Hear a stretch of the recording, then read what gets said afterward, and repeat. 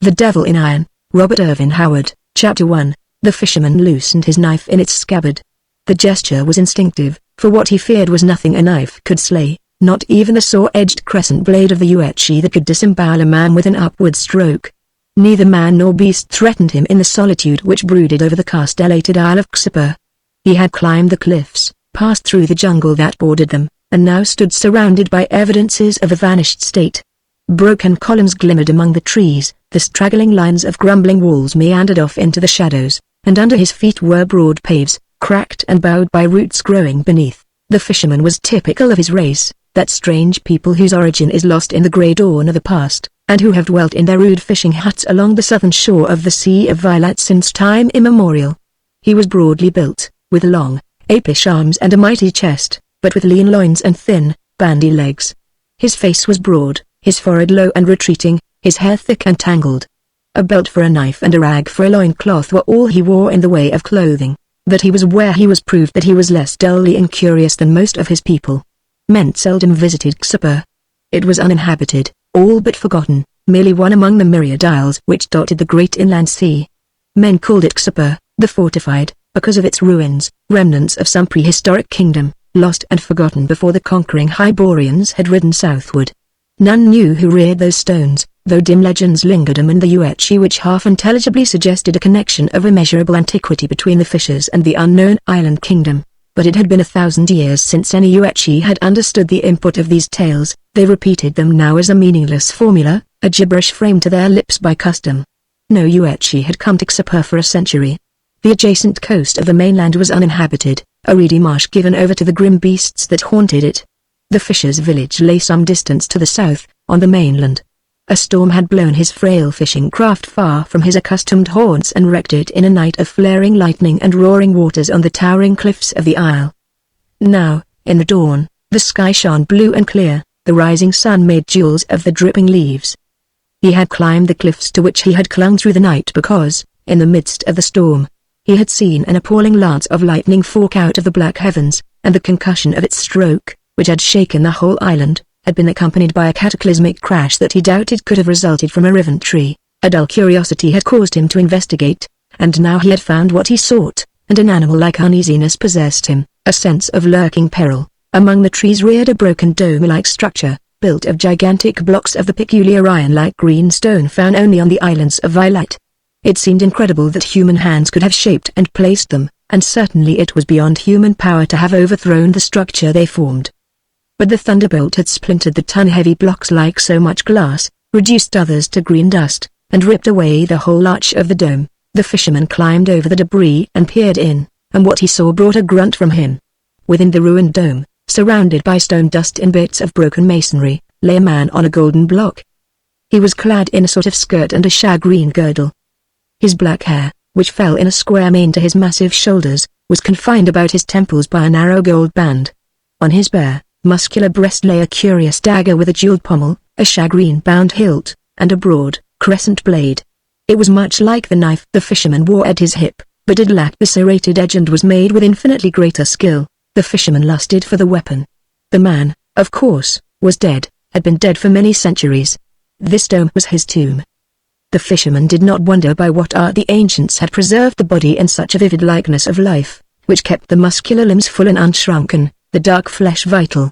The dull brain of the Yuetshi had room only for his desire for the knife with its delicate, waving lines along the dully gleaming blade. Scrambling down into the dome, he lifted the weapon from the man's breast.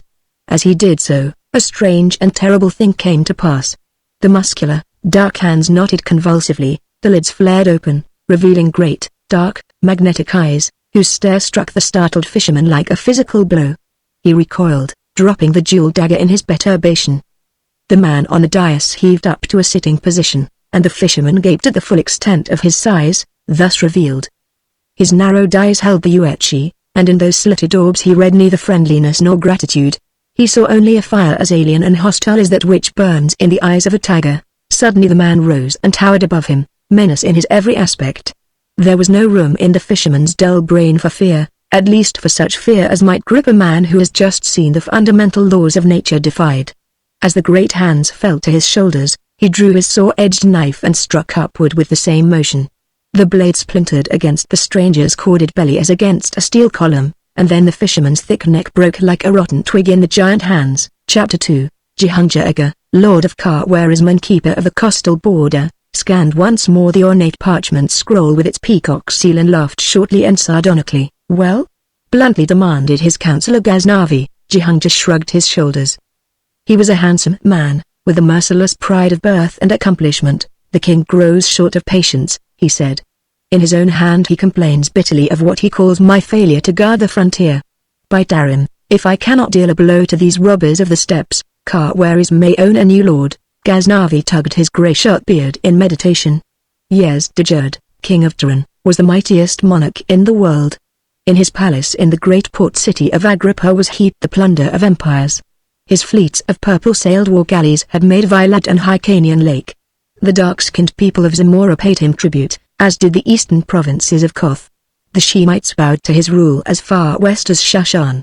His armies ravaged the borders of Stygia in the south and the snowy lands of the Hyperboreans in the north. His riders bore torch and sword westward into Bithynia and Offa and Corinthia, even to the borders of Nemedia. His gilt-helmeted swordsmen had trampled hosts under their horses' hooves, and walled cities went up in flames at his command. In the glutted slave markets of Agrippa, Sultanapa, Khawarizm, Shah, and Khorasan, women were sold for 3 small silver coins. Blonde Bithynians, tawny Stygians, dark-haired Zamorians, ebon Cushites, olive-skinned Shemites. Yet, while his swift horsemen overthrew armies far from his frontiers, at his very borders an audacious foe plucked his beard with a red-dripping and smoke-stained hand. On the broad steppes between the Sea of Vilat and the borders of the easternmost Hyborian kingdoms, a new race had sprung up in the past half-century, formed originally of fleeing criminals, broken men, escaped slaves, and deserting soldiers.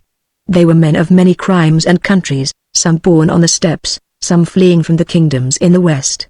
They were called Kozak, which means wastrel, dwelling on the wild, open steppes, owning no law but their own peculiar code. They had become a people capable even of defying the Grand Monarch. Ceaselessly they raided the Turanian frontier, retiring in the steppes when defeated. With the pirates of Vilat, men of much the same breed, they harried the coast, preying off the merchant ships which plied between the Hyrcanian ports. "How am I to crush these wolves?" demanded Jehangir. "If I follow them into the steppes, I run the risk either of being cut off and destroyed, or of having them elude me entirely and burn the city in my absence. Of late they have been more daring than ever. That is because of the new chief who has risen among them," answered Ghaznavi. "You know whom I mean." "Aye," replied Jehangir feelingly. "It is that devil Conan. He is even wilder than the Cossacks, yet he is crafty as a mountain lion." "It is more through wild animal instinct than through intelligence," answered Ghaznavi. "The other Cossacks are at least descendants of civilized men. He is a barbarian. But to dispose of him would be to deal him a crippling blow." "But how?" demanded Jehangir. "He has repeatedly cut his way out of spots that seemed certain death for him. And, instinct or cunning, he has avoided or escaped every trap set for him. For every beast and for every man there is a trap he will not escape," quoth Ghaznavi. "When we have parleyed with the Cossacks for the ransom of captives, I have observed this man Conan. He has a keen relish for women and strong drink. Have your captive Octavia fetched here." Jehangir clapped his hands, and an impressive Cushite eunuch, an image of shining ebony in silken pantaloons, bowed before him and went to do his bidding. Presently he returned, leading by the wrist a tall, handsome girl, whose yellow hair, clear eyes, and fair skin identified her as a pure-blooded member of her race. Her scanty silk tunic, girded at the waist, displayed the marvelous contours of her magnificent figure. Her fine eyes flashed with resentment and her red lips were sulky, but submission had been taught her during her captivity. She stood with hanging head before her master until he motioned her to a seat on the divan beside him. Then he looked inquiringly at Ghaznavi. "We must lure Conan away from the Cossacks," said the counselor abruptly. "Their war camp is at present pitched somewhere on the lower reaches of the Zaporozhye River which, as you well know, is a wilderness of reeds, a swampy jungle in which our last expedition was cut to pieces by those masterless devils." "I am not likely to forget that," said Jehangir wryly. "There is an uninhabited island near the mainland," said Ghaznavi, "known as Xapur, the Fortified, because of some ancient ruins upon it. There is a peculiarity about it which makes it perfect for our purpose. It has no shoreline but rises sheer out of the sea in cliffs 150 feet tall. Not even an ape could negotiate them.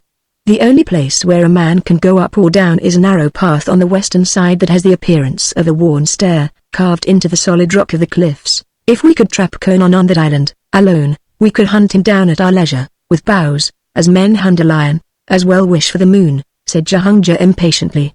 Shall we send him a messenger, bidding him climb the cliffs and await our coming? In effect, yes. Seeing Jahangir's look of amazement, Ghaznavi continued, we will ask for a parley with the Cossacks in regard to prisoners, at the edge of the steppes by Fort Gori. As usual, we will go with a force and encamp outside the castle. They will come, with an equal force, and the parley will go forward with the usual distrust and suspicion. But this time we will take with us, as if by casual chance, your beautiful captive. Octavia changed color and listened with intensified interest as the counselor nodded toward her. She will use all her wiles to attract Conan's attention. That should not be difficult. To that wild reaver, she should appear a dazzling vision of loveliness. Her vitality and substantial figure should appeal to him more vividly than would one of the doll-like beauties of your seraglio. Octavia sprang up, her white fists clenched, her eyes blazing and her figure quivering with outraged anger. You would force me to play the trollop with this barbarian? She exclaimed. I will not. I am no market block slut smirk and Ogalatta steps robber. I am the daughter of a Nemedian lord. You were of the Nemedian nobility before my riders carried you off, returned Jahangir cynically. Now you are merely a slave who will do as she is bid. I will not. She raged. On the contrary, rejoined Jahangir with studied cruelty, you will. I like Ghaznavi's plan. Continue, prince among counselors. Conan will probably wish to buy her. You will refuse to sell her, of course, or to exchange her for Hyrcanian prisoners. He may then try to steal her, or take her by force, though I do not think even he would break the parley truce. Anyway, we must be prepared for whatever he might attempt. Then, shortly after the parley, before he has time to forget all about her, we will send a messenger to him, under a flag of truce, accusing him of stealing the girl and demanding her return. He may kill the messenger, but at least he will think that she has escaped. Then we will send a spy. A Yatishi fisherman will do to the Cossack camp, who will tell Conan that Octavia is hiding on Xipur. If I know my man, he will go straight to that place, but we do not know that he will go alone, Jahangir argued. Does a man take a band of warriors with him, when going to a rendezvous with a woman he desires? Retorted Ghaznavi. The chances are all that he will go alone. But we will take care of the other alternative. We will not await him on the island, where we might be trapped ourselves, but among the reeds of a marshy point, which juts out within 1,000 yards of Xipur. If he brings a large force, will be to retreat and think up another plot. If he comes alone or with a small party, we will have him. Depend upon it, he will come, remembering your charming slave's smiles and meaning glances. I will never descend to such shame. Octavia was wild with fury and humiliation. I will die first. You will not die, my rebellious beauty, said Jahangir, but you will be subjected to a very painful and humiliating experience. He clapped his hands, and Octavia palled. This time it was not the Cushite who entered, but a Shemite, a heavily muscled man of medium height with a short, curled, blue-black beard. Here is work for you, Jilzan, said Jahangir. Take this fool, and play with her a while. Yet be careful not to spoil her beauty. With an inarticulate grunt the Shemite seized Octavia's wrist, and at the grasp of his iron fingers, all the defiance went out of her. With a piteous cry she tore away and threw herself on her knees before her implacable master, sobbing incoherently for mercy. Jahangir dismissed the disappointed torturer with a gesture, and said to Ghaznavi, if your plan succeeds, I will fill your lap with gold. Chapter 3. In the darkness before dawn, an unaccustomed sound disturbed the solitude that slumbered over the reedy marshes and the misty waters of the coast. It was not a drowsy waterfowl or a waking beast. It was a human who struggled through the thick reeds, which were taller than a man's head. It was a woman, had there been anyone to see, tall, and yellow-haired, her splendid limbs molded by her draggled tunic. Octavia had escaped in good earnest, every outraged fiber of her still tingling from her experience in a captivity that had become unendurable. Jahangir's mastery of her had been bad enough, but with deliberate fiendishness Jahangir had given her to a nobleman whose name was a byword for degeneracy even in Khawarizm. Octavia's resilient flesh crawled and quivered at her memories. Desperation had nerved her climb from Jul Khan's castle on a rope made of strips from torn tapestries, and chance had led her to a picketed horse. She had ridden all night, and dawn found her with a foundered steed on the swampy shores of the sea. Quivering with the abhorrence of being dragged back to the revolting destiny planned for her by Jul Khan, she plunged into the morass, seeking a hiding place from the pursuit she expected. When the reeds grew thinner around her and the water rose about her thighs, she saw the dim loom of an island ahead of her. A broad span of water lay between, but she did not hesitate. She waded out until the low waves were lapping about her waist, then she struck out strongly, swimming with a vigor that promised unusual endurance. As she neared the island, she saw that it rose sheer from the water in castle-like cliffs. She reached them at last but found neither ledge to stand on below the water, nor to cling to above. She swam on, following the curve of the cliffs, the strain of her long flight beginning to weight her limbs. Her hands fluttered along the sheer stone, and suddenly they found a depression. With a sobbing gasp of relief, she pulled herself out of the water and clung there, a dripping white goddess in the dim starlight. She had come upon what seemed to be steps carved in the cliff.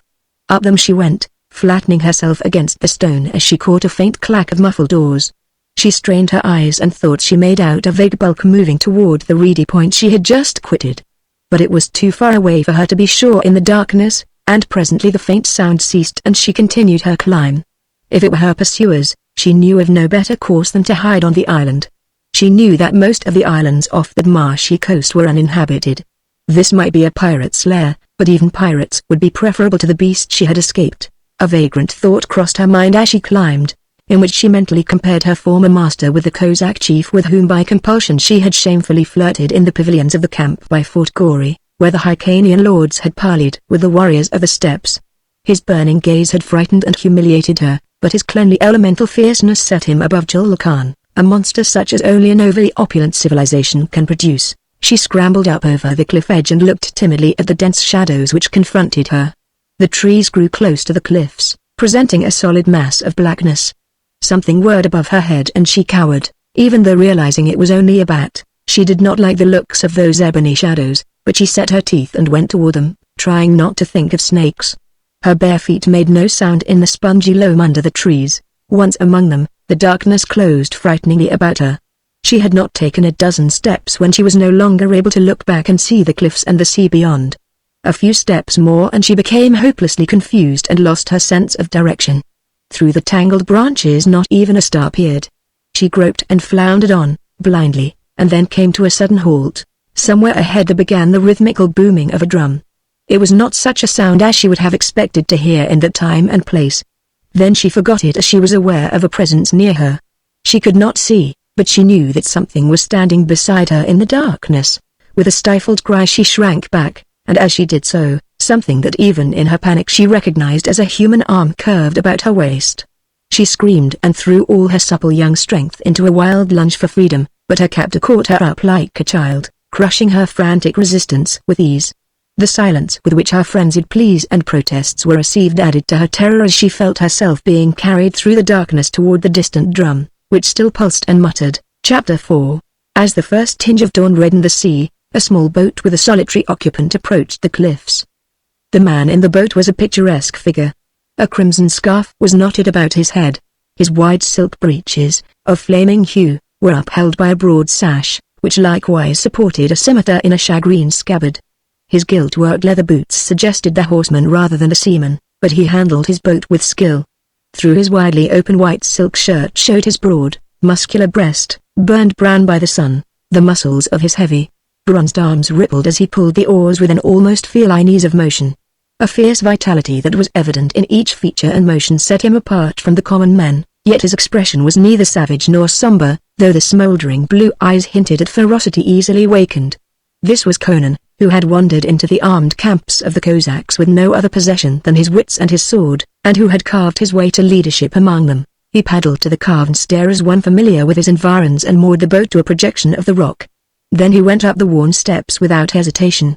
He was keenly alert, not because he consciously suspected hidden danger, but because alertness was a part of him, whetted by the wild existence he followed. What Ghaznavi had considered animal intuition or some sixth sense was merely the razor-edged faculties and savage wit of the barbarian.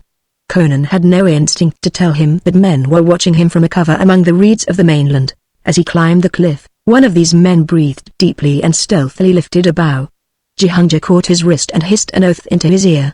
"Fool! Will you betray us? Don't you realize he is out of range? Let him get upon the island. He will go looking for the girl. We will stay here a while.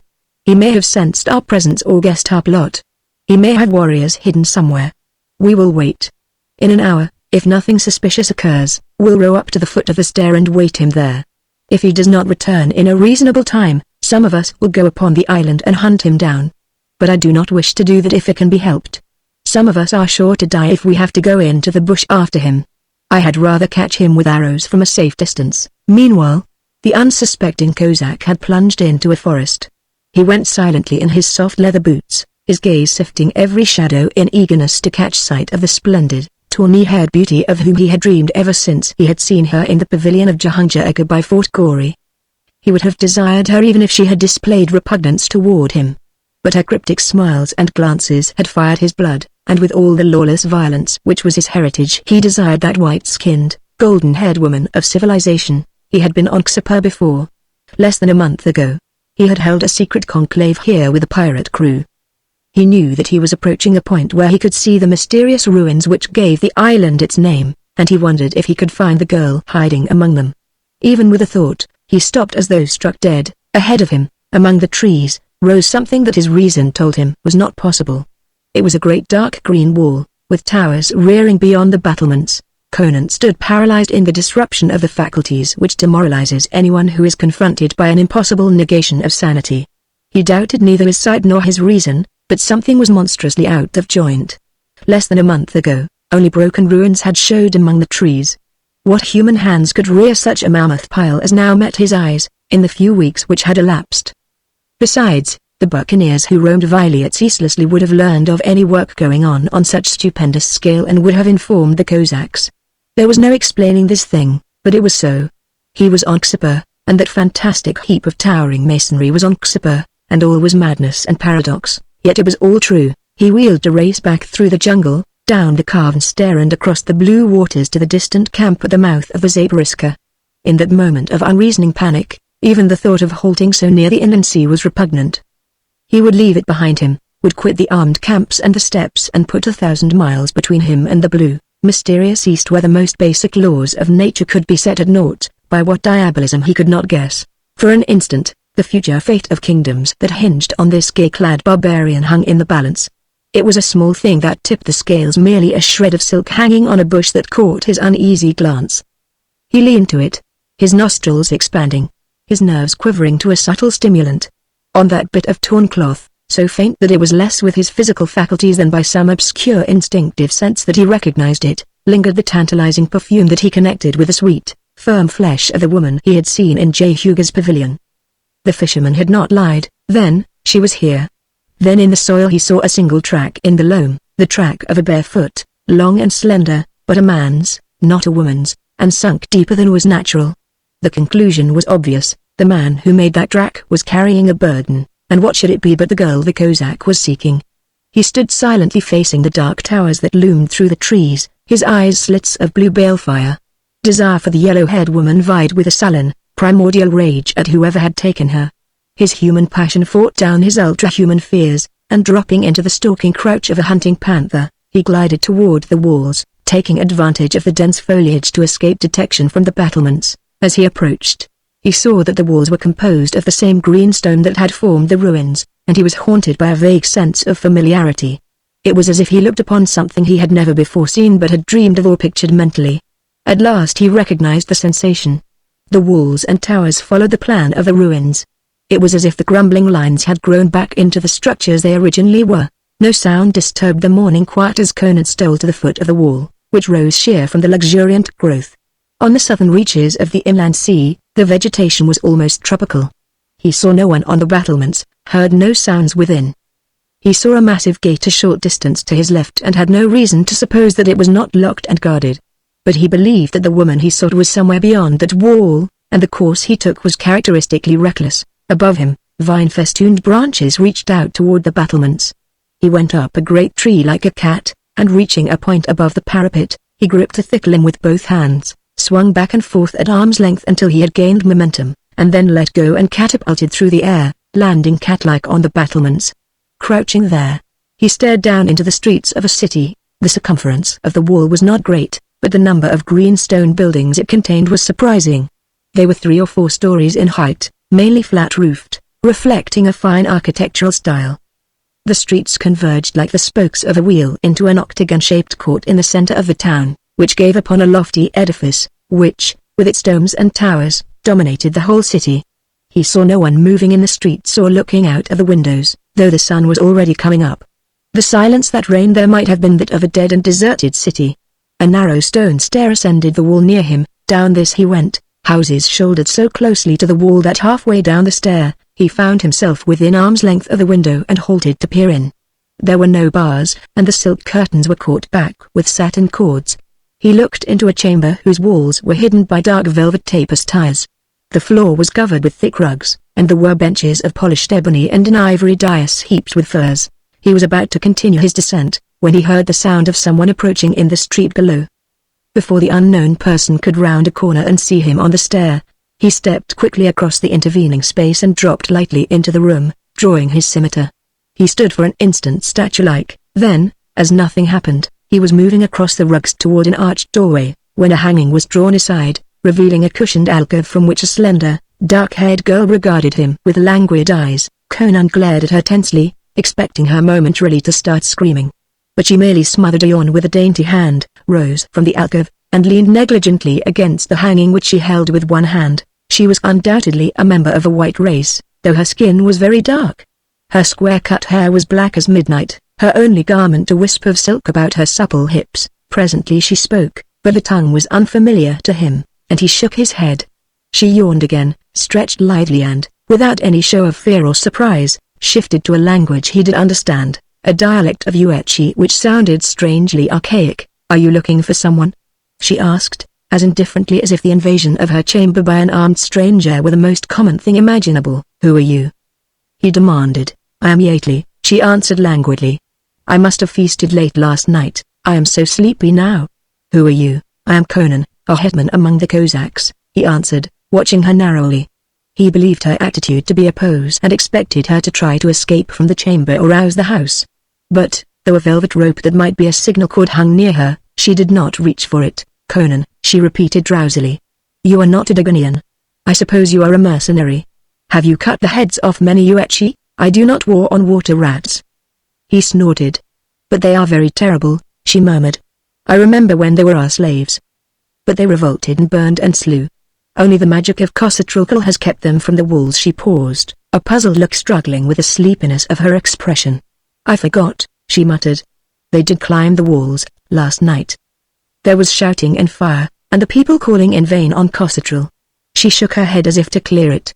"But that cannot be," she murmured, "because I am alive, and I thought I was dead." "Oh, to the devil with it." She came across the chamber, and taking Conan's hand, drew him to the dais.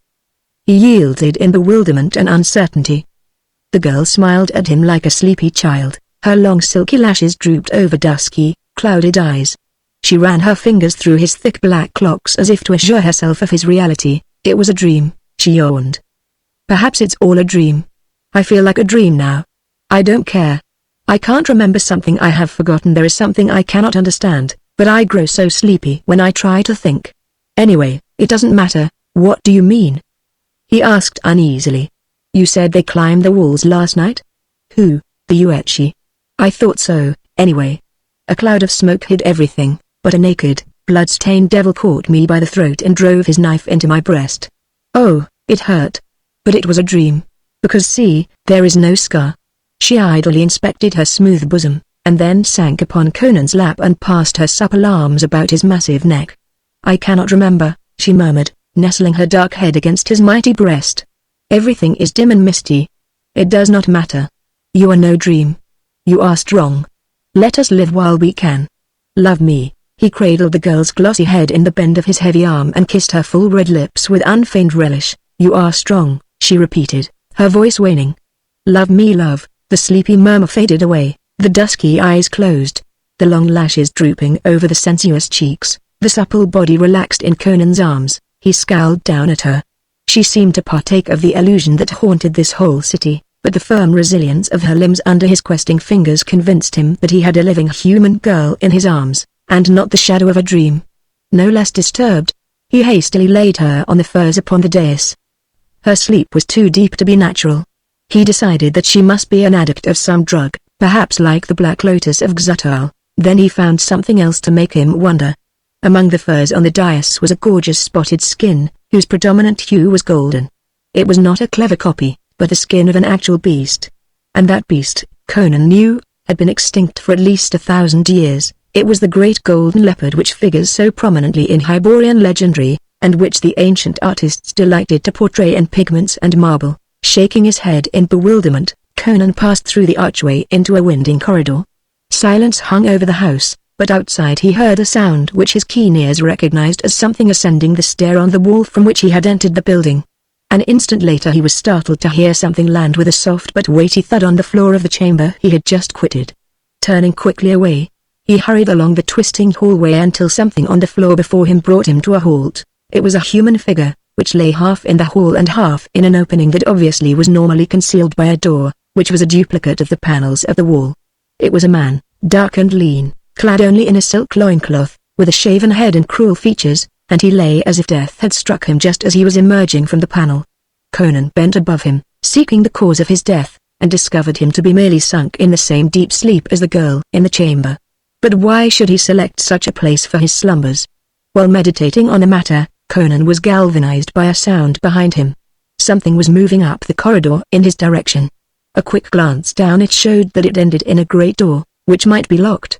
Conan jerked the supine body out of the panel entrance and stepped through, pulling the panel shut after him. A click told him it was locked in place. Standing in utter darkness, he heard a shuffling tread halt just outside the door, and a faint chill trickled along his spine. That was no human step, nor that of any beast he had ever encountered. There was an instant of silence, then a faint creak of wood and metal. Putting out his hand he felt the door straining and bending inward, as if a great weight were being steadily borne against it from the outside. As he reached for his sword, this ceased and he heard a strange, slobbering mouthing that prickled the short hairs on his scalp. Scimitar in hand, he began backing away, and his heels felt steps, down which he nearly tumbled. He was in a narrow staircase leading downward. He groped his way down in the blackness, feeling for, but not finding, some other opening in the walls. Just as he decided that he was no longer in the house, but deep in the earth under it, the steps ceased in a level tunnel. Chapter 5. Along the dark, silent tunnel Conan groped, momentarily dreading a fall into some unseen pit. But at last his feet struck steps again, and he went up them until he came to a door on which his fumbling fingers found a metal catch. He came out into a dim and lofty room of enormous proportions. Fantastic columns marched about the mottled walls, upholding a ceiling, which, at once translucent and dusky, seemed like a cloudy midnight sky, giving an illusion of impossible height. If any light filtered in from the outside, it was curiously altered. In a brooding twilight, Conan moved across the bare green floor. The great room was circular, pierced on one side by the great, bronze valves of a giant door.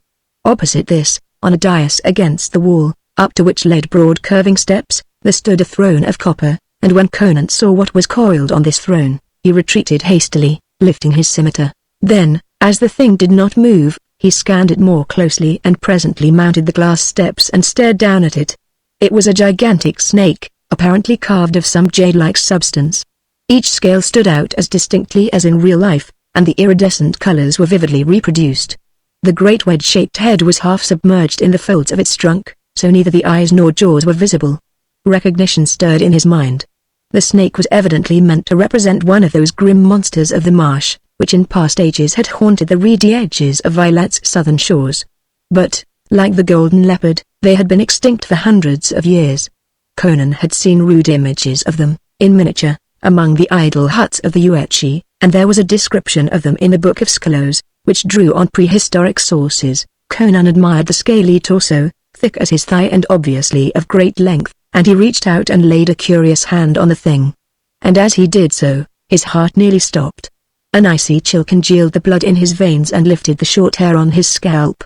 Under his hand there was not the smooth, brittle surface of glass or metal or stone, but the yielding, fibrous mass of a living thing. He felt cold, sluggish life flowing under his fingers. His hand jerked back in instinctive repulsion. Sword shaking in his grasp, horror and revulsion and fear almost choking him, he backed away and down the glass steps with painful care, glaring in awful fascination at the grisly thing that slumbered on the copper throne. It did not move. He reached the bronze door and tried it, with his heart in his teeth, sweating with fear that he should find himself locked in with that slimy horror. But the valves yielded to his touch, and he glided through and closed them behind him. He found himself in a wide hallway with lofty, tapestried walls, where the light was the same twilight gloom. It made distant objects indistinct, and that made him uneasy, rousing thoughts of serpents gliding unseen through the dimness. A door at the other end seemed miles away in the elusive light. Nearer at hand, the tapestry hung in such a way as to suggest an opening behind it, and lifting it cautiously he discovered a narrow stair leading up. While he hesitated he heard, in the great room he had just left, the same shuffling tread he had heard outside the locked panel. Had he been followed through the tunnel? He went up the stair hastily, dropping the tapestry in place behind him. Emerging presently into a twisting corridor, he took the first doorway he came to. He had a twofold purpose in his apparently aimless prowling, to escape from the building and its mysteries, and to find the Nemedian girl who, he felt, was imprisoned somewhere in this palace, temple, or whatever it was. He believed it was the great domed edifice at the center of the city, and it was likely that here dwelt the ruler of the town, to whom a captive woman would doubtless be brought. He found himself in a chamber, not another corridor, and was about to retrace his steps, when he heard a voice which came from behind one of the walls. There was no door in that wall, but he leaned close and heard distinctly. And an icy chill crawled slowly along his spine. The tongue was Nemedian, but the voice was not human.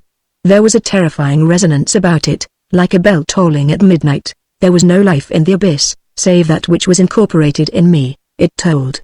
Nor was there light, nor motion, nor any sound.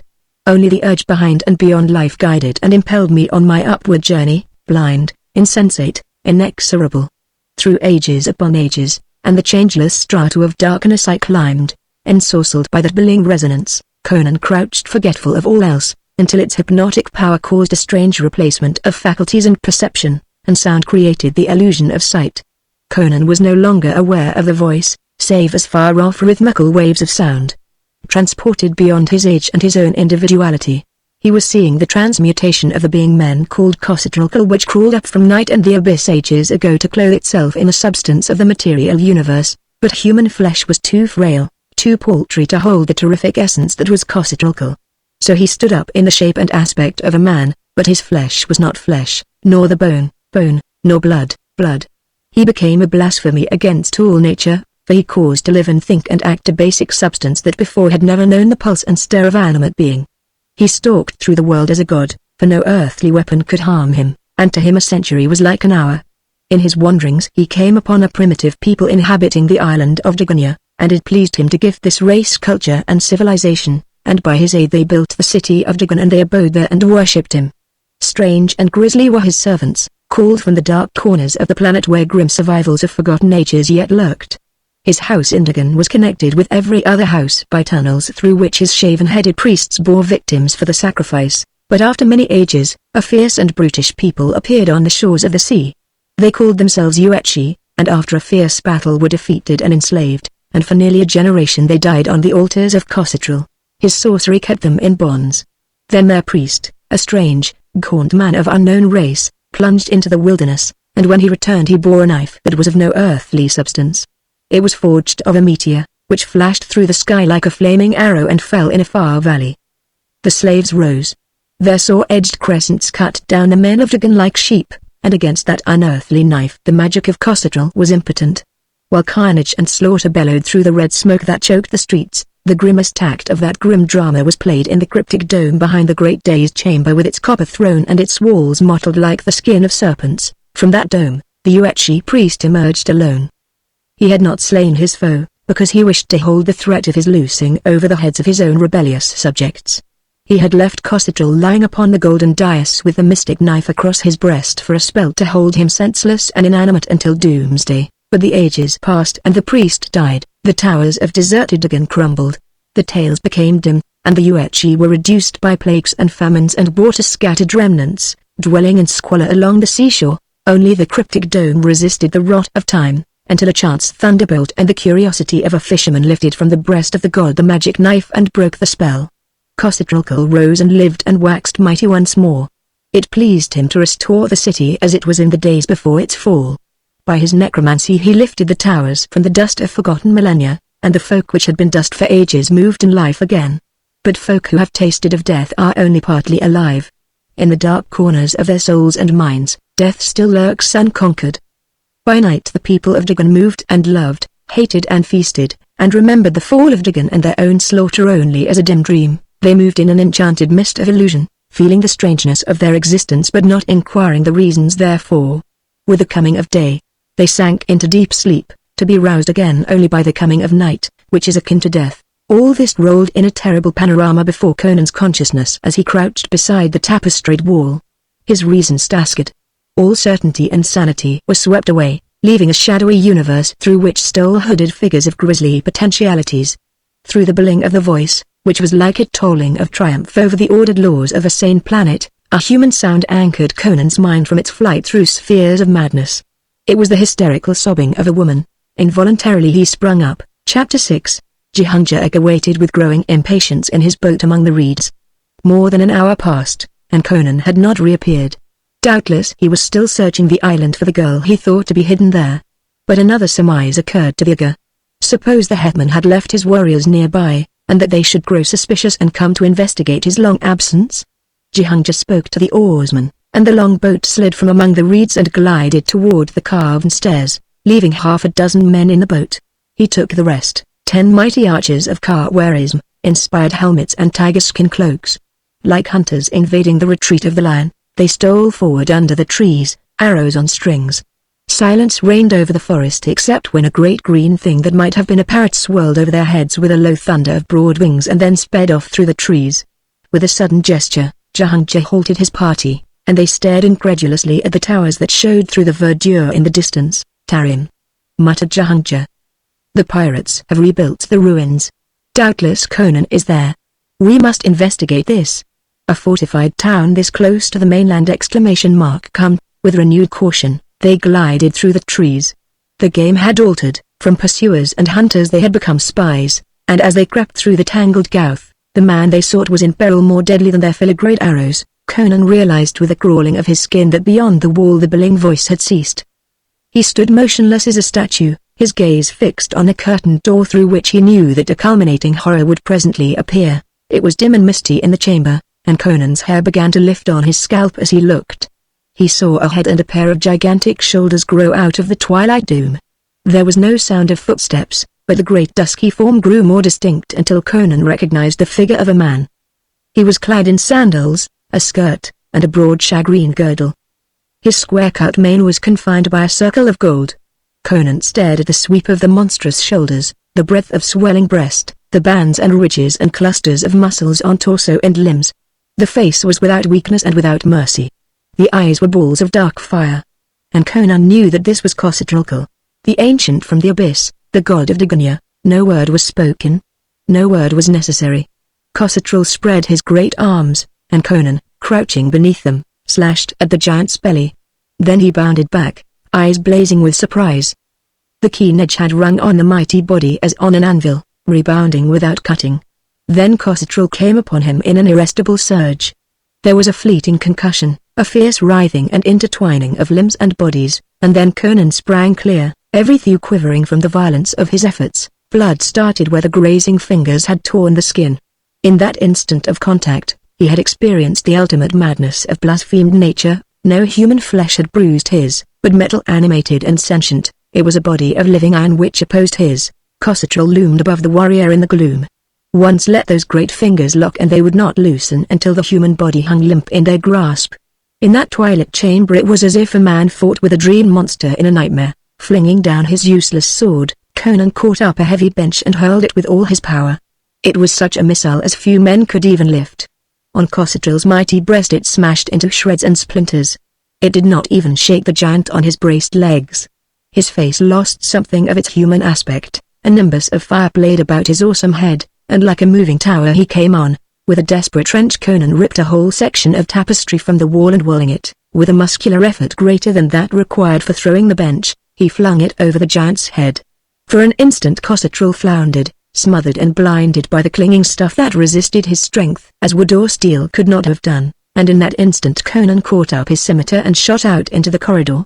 Without checking his speed, he hurled himself through the door of the adjoining chamber, slammed the door, and shot the bolt. Then as he wheeled, he stopped short, all the blood in him seeming to surge to his head.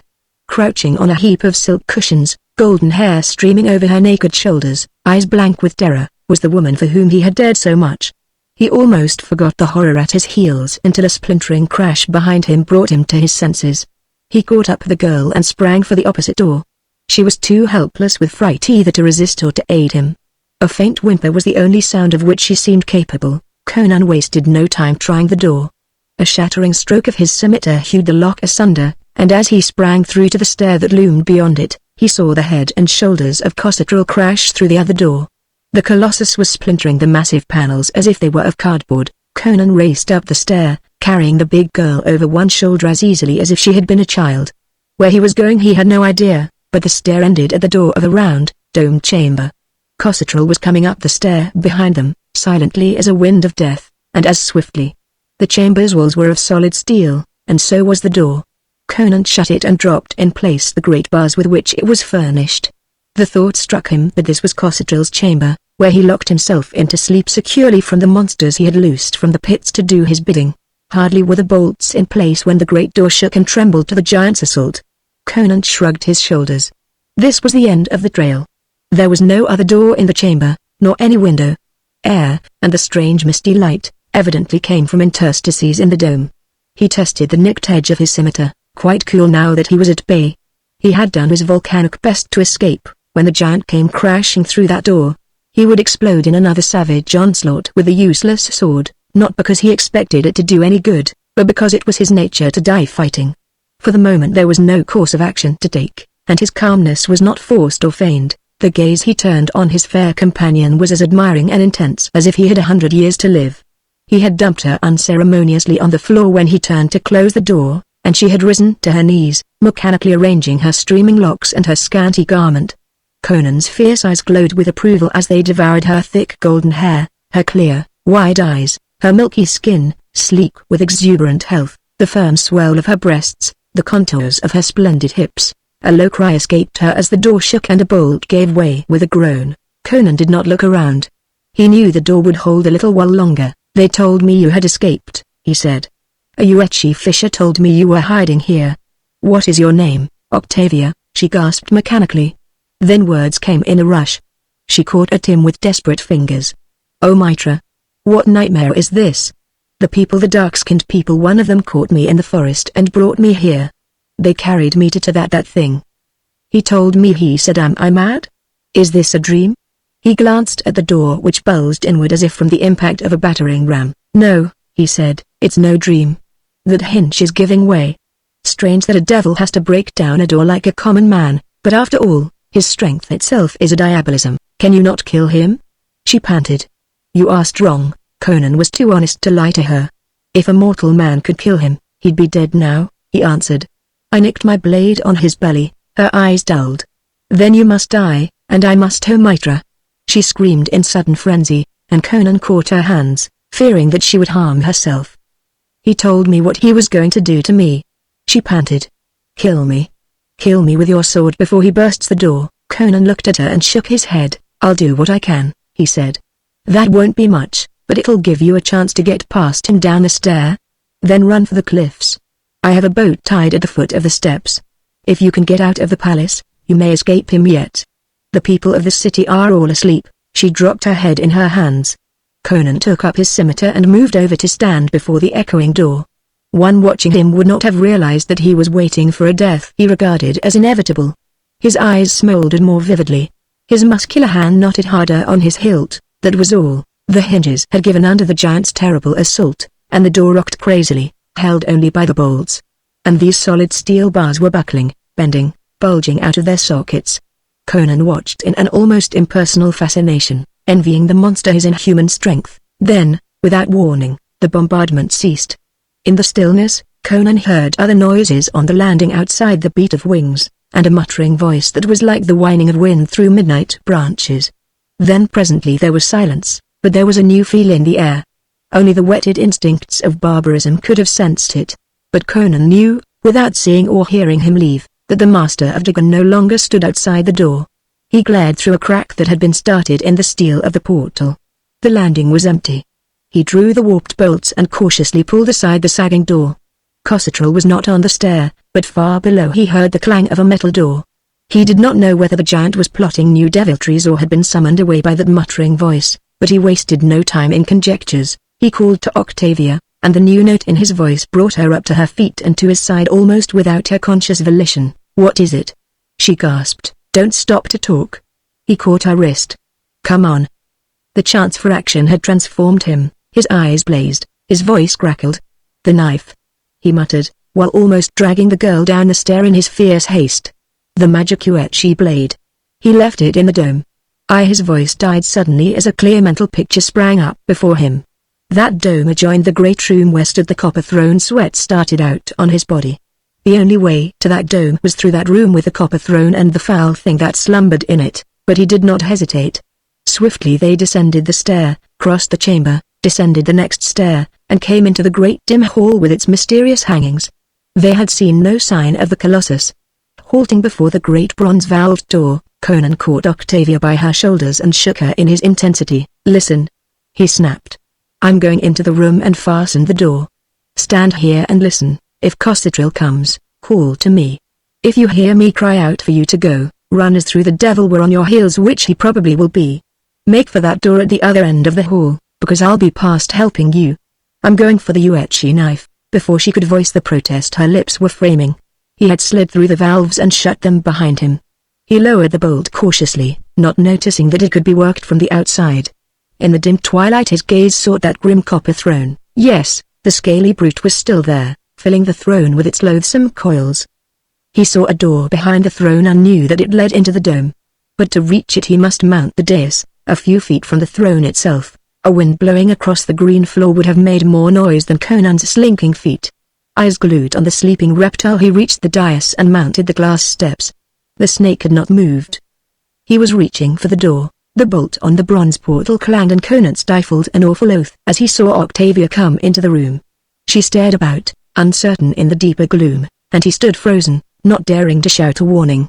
Then she saw his shadowy figure and ran toward the dais, crying, "I want to go with you. I'm afraid to stay alone." Oh. She threw up her hands with a terrible scream as for the first time she saw the occupant of the throne. The wedge-shaped head had lifted from its coils and thrust out toward her on a yard of shining neck. Then with a smooth, flowing motion, it began to ooze from the throne, coil by coil, its ugly head bobbing in the direction of the paralyzed girl. Conan cleared the space between him and the throne with a desperate bound, his scimitar swinging with all his power. And with such blinding speed did the serpent move that it whipped about and met him in full midair, lapping his limbs and body with half a dozen coils.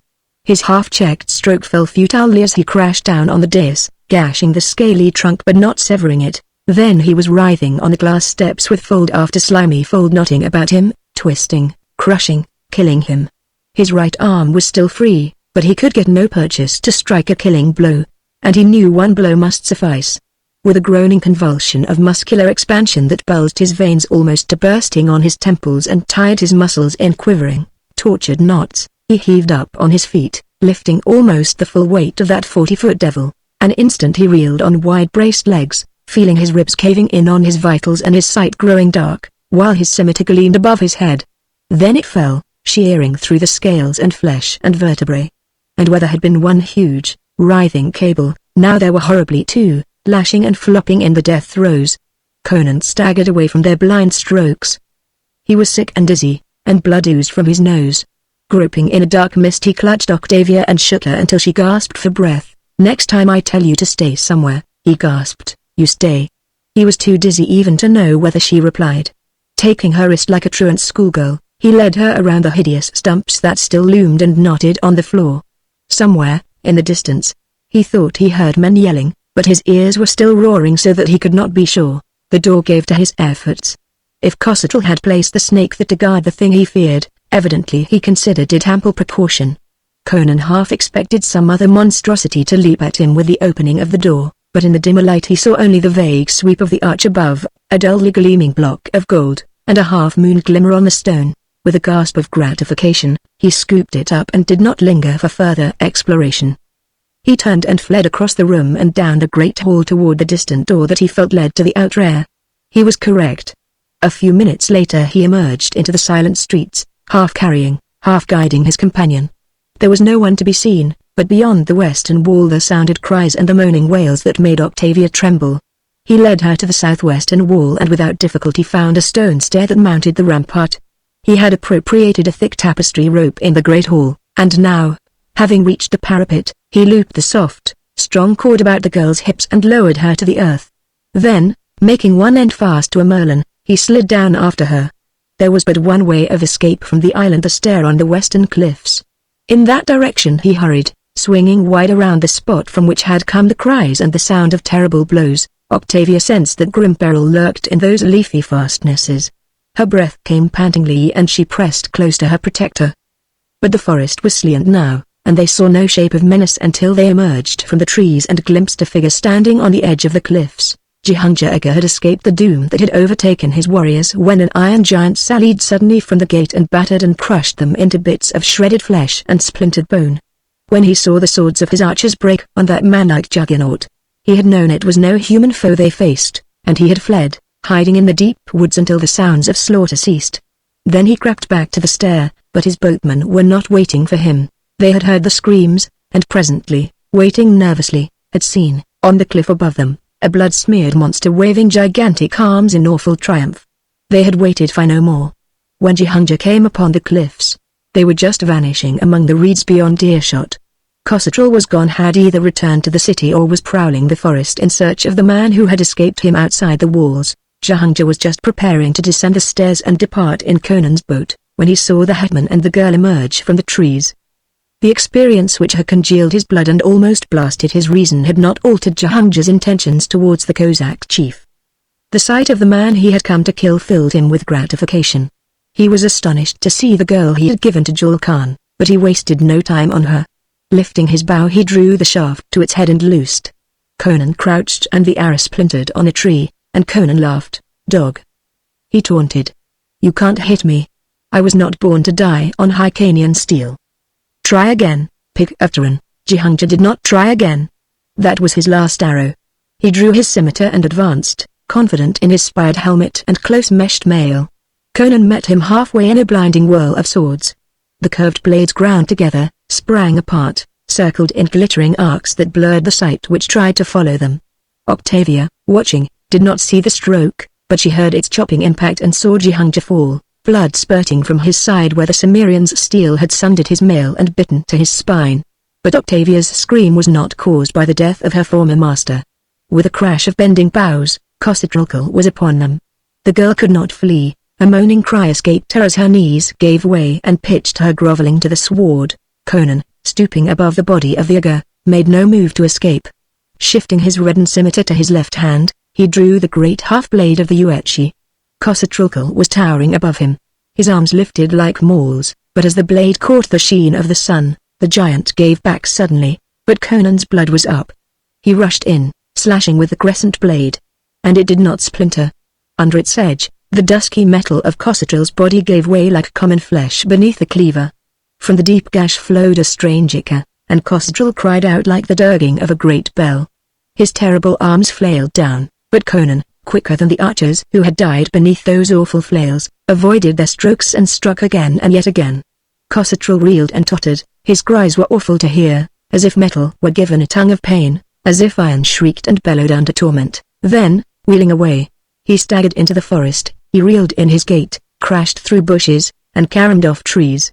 Yet though Conan followed him with the speed of hot passion, the walls and towers of Dagon loomed through the trees before the man came within dagger reach of the giant. Then Khosrau turned again, flailing the air with desperate blows, but Conan, fired to berserk fury, was not to be denied. As a panther strikes down a bull moose at bay, so he plunged under the bludgeoning arms and drove the crescent blade to the hilt under the spot where a human's heart would be. Khosrau reeled and fell. In the shape of a man he reeled, but it was not the shape of a man that struck the loam. Where there had been the likeness of a human face, there was no face at all, and the metal limbs melted and changed. Conan, who had not shrunk from Khosrau living, recoiled blenching for Khosrau dead, for he had witnessed an awful transmutation. In his dying throes Khosrau had become again the thing that had crawled up from the abyss millennia gone. Gagging with intolerable repugnance, Conan turned to flee the sight, and he was suddenly aware that the pinnacles of Dagon no longer glimmered through the trees. They had faded like smoke, the battlements, the crenellated towers, the great bronze gates, the velvets, the gold, the ivory, and the dark-haired women, and the men with their shaven skulls. With the passing of the inhuman intellect which had given them rebirth, they had faded back into the dust which they had been for ages uncounted. Only the stumps of broken columns rose above crumbling walls and broken paves and shattered dome. Conan again looked upon the ruins of Xipir as he remembered them. The wild hetman stood like a statue for a space, dimly grasping something of the cosmic tragedy of the fitful ephemera called mankind in the hooded shapes of darkness which prey upon it. Then as he heard his voice called in accents of fear, he started, as one awakening from a dream, glanced again at the thing on the ground, shuddered and turned away toward the cliffs and the girl that waited there. She was peering fearfully under the trees, and she greeted him with a half-stifled cry of relief. He had shaken off the dim monstrous visions which had momentarily haunted him, and was his exuberant self again. "Where is he?" She shuddered. "Gone back to hell whence he crawled," he replied cheerfully. "Why didn't you climb the stair and make your escape in my boat?" "I wouldn't desert," she began, then changed her mind, and amended rather sulkily, "I have nowhere to go. The Hyrcanians would enslave me again, and the pirates would." "What of the Cossacks?" he suggested. "Are they better than the pirates?" she asked scornfully. Conan's admiration increased to see how well she had recovered her poise after having endured such frantic terror. Her arrogance amused him. "You seem to think so in the camp, by Gory," he answered. "You were free enough with your smiles then." Her red lips curled in disdain. "Do you think I was enamored of you? Do you dream that I would have shamed myself before a nail-guzzling, meat-gorging barbarian unless I had to? My master whose body lies forced me to do as I did." Oh, Conan seemed rather crestfallen. Then he laughed with undiminished zest.